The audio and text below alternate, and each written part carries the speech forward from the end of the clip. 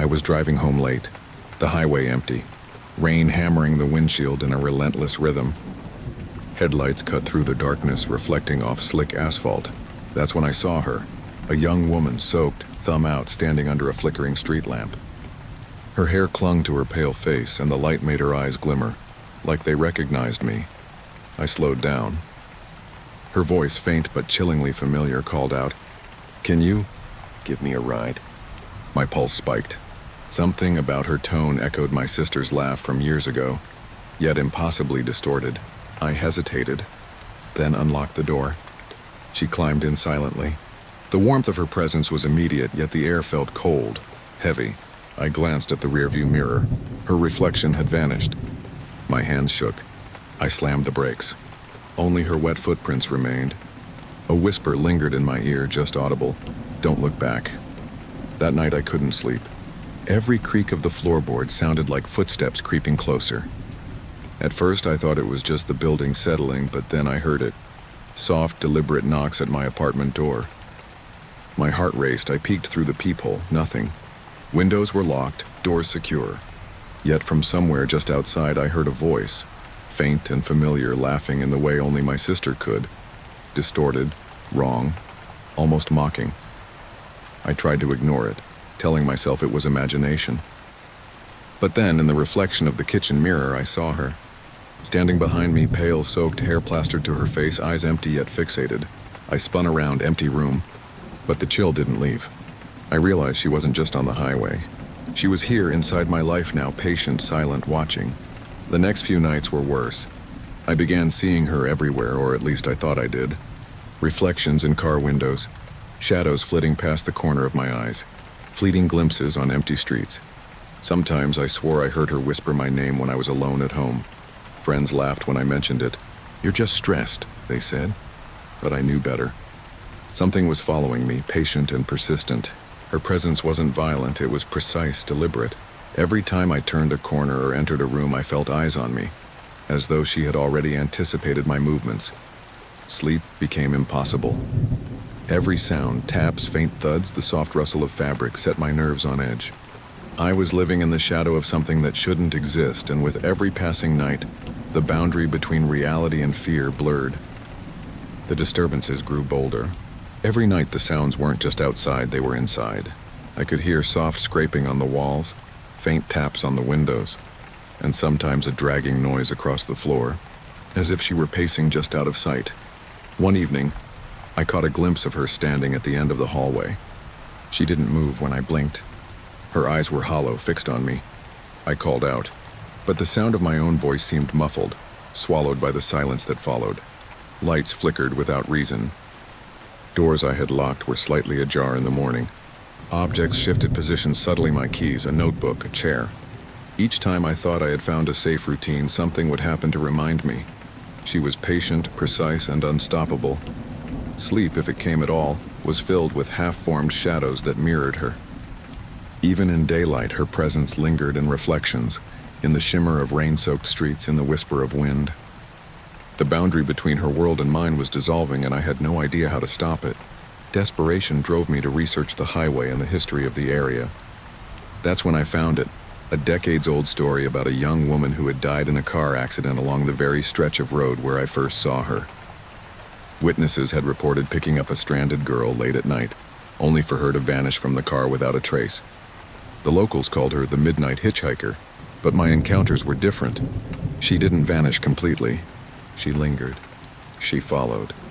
The legend spoke of fleeting apparitions, warnings whispered in the dark, but I was living proof that she could exist beyond the road, beyond the night, beyond the boundary between life and death. The realization hit me like a hammer. This wasn't a random haunting. She had chosen me, and somewhere deep in her persistence there was intention. She wasn't just a memory of the past, she was an active presence, patient and knowing. Sleep became a distant memory. Every creak of the floorboards, every distant car passing felt amplified, a potential herald of her presence. I couldn't close my eyes without imagining her standing over me, pale and silent, her hollow gaze fixed. Phones lost signal inexplicably. Cameras and recording devices captured only static when I tried to document her.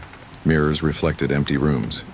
except for the fleeting moments when her shape appeared behind me, just for a heartbeat, gone before I could fully comprehend it. Friends stopped believing me.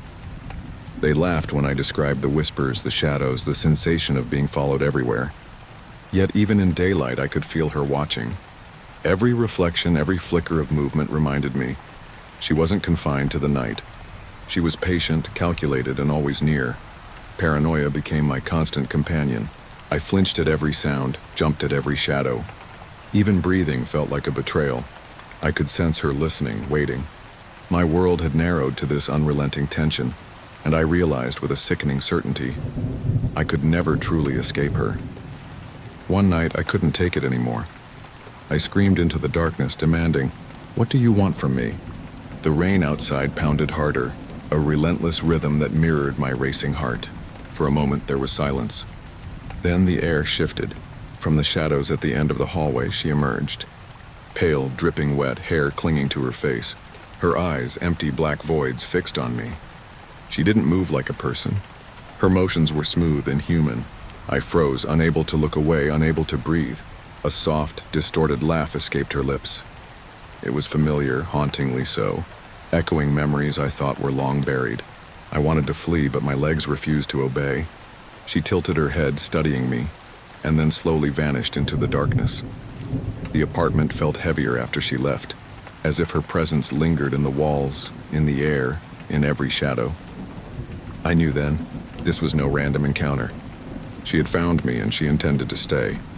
After that night, her presence was no longer subtle. I felt it in every corner of my apartment, a weight pressing against me even in broad daylight. Objects shifted when I wasn't looking. My keys on the counter, my notebook slightly ajar, my chair moved an inch to the left. Every change was deliberate, calculated.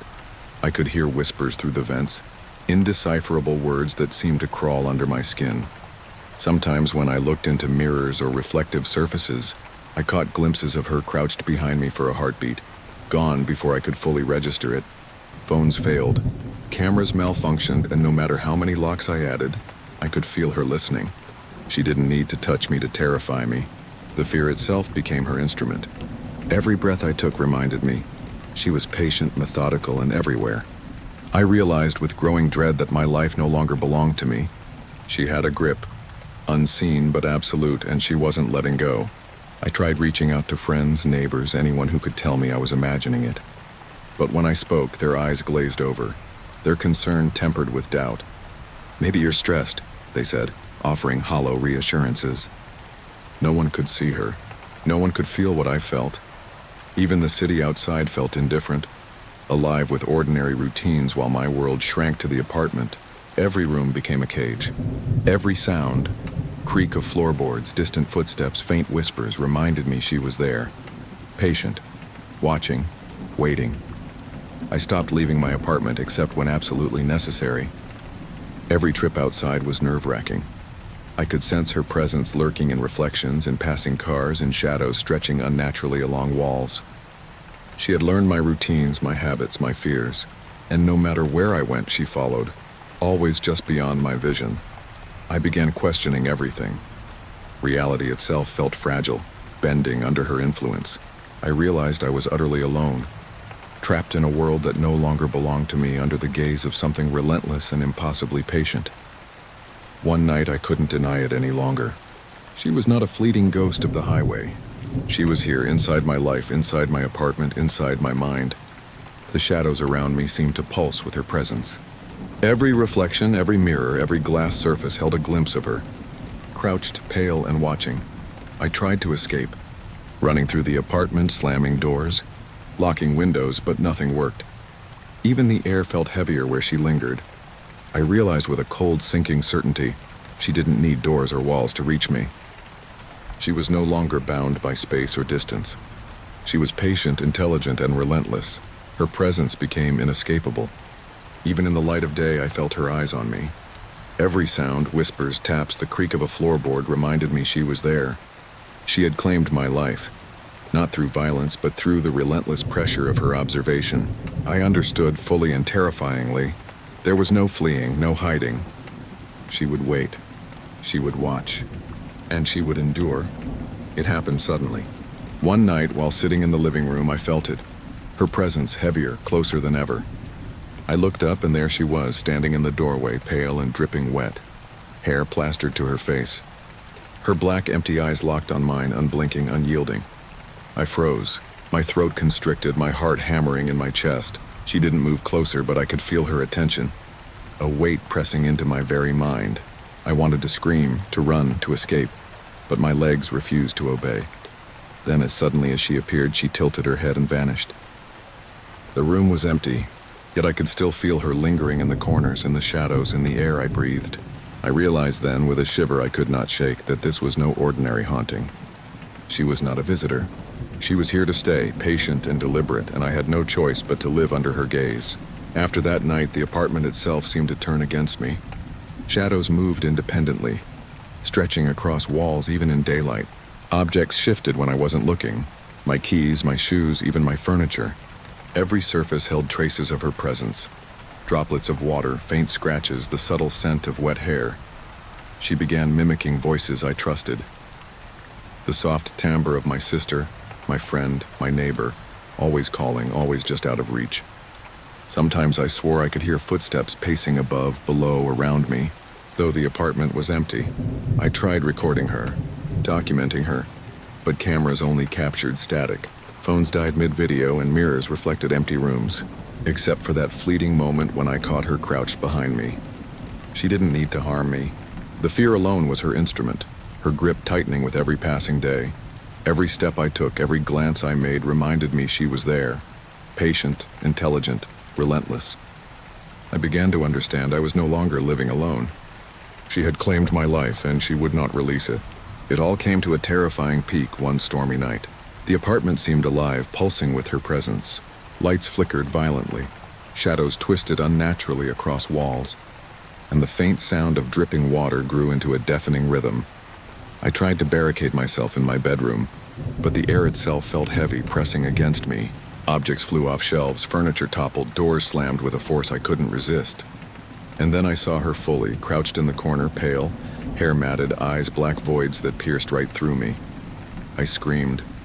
My own voice sounded alien, swallowed by the chaos.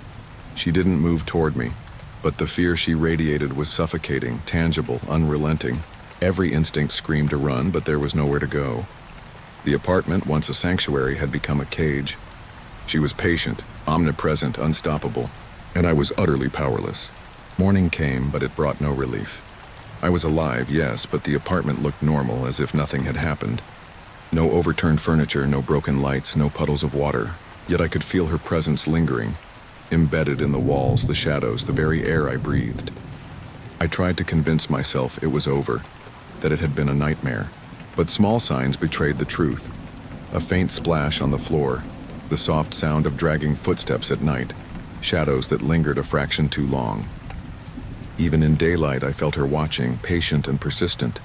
I couldn't trust my own senses. My friends didn't see what I saw, hear what I heard, feel what I felt. They dismissed my fear, laughed at my stories, and yet I knew the truth. She was still here, always waiting, always watching, her presence subtle but unyielding.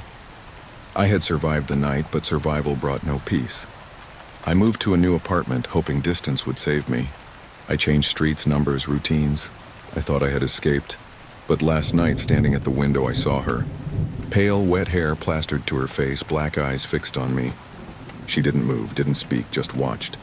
And then, faintly, I heard my own name whispered on the wind, distorted and chilling, carrying that familiar, hollow laugh. I can't tell if she follows me everywhere now, or if I've brought her with me inside my mind. Every reflection, every shadow, every flicker of movement makes my heart skip. I can't sleep. I can't escape. I wonder, will she ever stop watching, or is she part of me now? Patient and eternal, waiting for the moment I falter.